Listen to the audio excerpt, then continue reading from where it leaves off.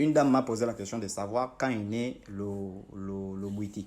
Mais on ne peut pas savoir la date à laquelle est né le Bwiti si on ne dit pas d'abord la date à laquelle est né le Mwiri et la date à laquelle est né le Mukukwe, parce que ce sont les deux rites qui précèdent la découverte du Bwiti et de l'Iboga.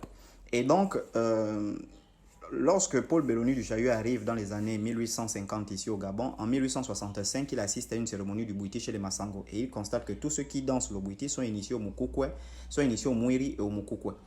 Et donc, il faut d'abord trouver la date de naissance du Mwiri et la date de naissance du Mukukwe pour savoir quand est né le Bwiti. Le Mwiri est né 40 ans après la destruction de tous les Nganga par les Hollandais. La guerre qui éclate entre les Ndiwa et les Hollandais dans les années 1694 va entraîner la destruction complète de tous nos prophètes. Et donc, les anciens seront complètement perdus et ils vont se questionner sur qu'est-ce qu'il faut faire pour pouvoir dialoguer désormais avec Dieu ou bien la nature.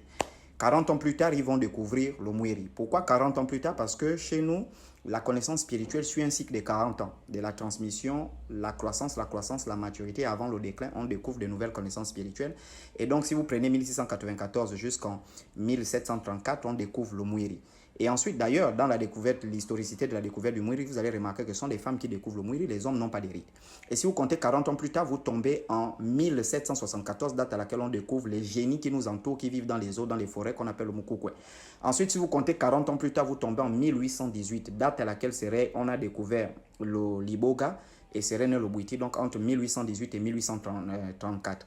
Et donc, si vous comptez 40 ans plus tard, vous tombez en 1854. 40 ans plus tard, vous tombez en 1894, date à laquelle éclate la guerre entre les Michogo et les Bakele, où les Michogo vont utiliser le Bwiti Ndeya. Ce qui montre que le Bwiti existait déjà dans les années 1800, parce que le premier Bwiti, c'est le Disomba, après c'est le Ndeya avant d'être le Misoko. Cette question, même un Ganga ne peut pas répondre. C'est pourquoi retourner dans l'histoire, sortir